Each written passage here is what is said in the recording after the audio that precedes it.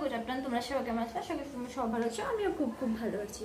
তো এখন বাজে গুড আফটারনুন না, গুড ইভিনিং, কারণ 4টের উপরে বেজে গেছে।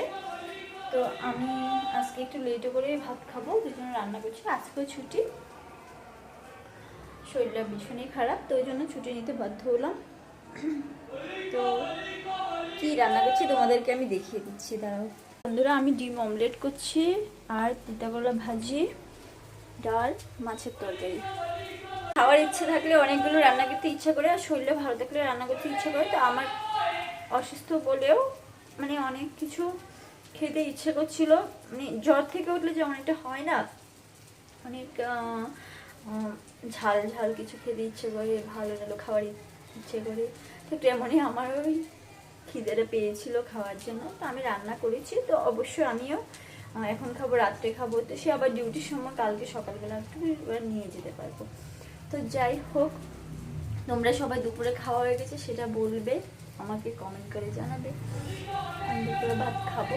তো একটা কথা তোমাদেরকে শেয়ার করতে চাই। আমার ইউটিউবে সাবস্ক্রাইবার একদমই বাড়ছে না, ঠিক টাইম মতো ভিডিও দিতে পারছি না। যদি ভিডিও দিতে পারতাম তাহলে বাড়তো কিনা যায় না। তবে তোমরা আমাকে একটু সাবস্ক্রাইব করে দিও, খুশি হব।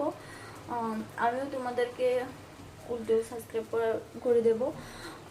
দেখো, সব সময় তো ভিডিও করা সম্ভব না, কারণ ডিউটির টাইম শরীরে প্রচণ্ড খারাপ থাকে। জানি আমি ভিডিও দিতে একদিন একটা ভিডিও দিতে লাগে, তো আমি সেরকম করে ভিডিও দিতে পারি না, তোমাদের কাছে ক্ষমা চেয়ে নিচ্ছি।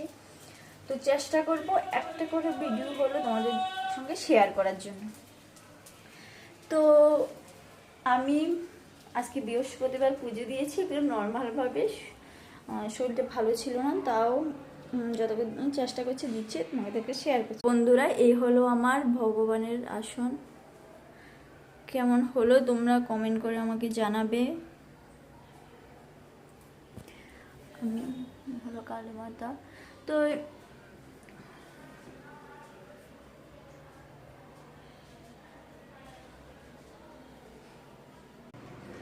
চলো দাদা, বাইকবার আজকে পর্যন্ত এই পর্যন্ত তোমাদেরকে যতটুকু পেরেছি শেয়ার করেছি, দেখানোর জন্য চেষ্টা করেছি। তো চলো টাটা, বাইবার, পরের ভিডিওতে দেখা হচ্ছে। Tata bye bye.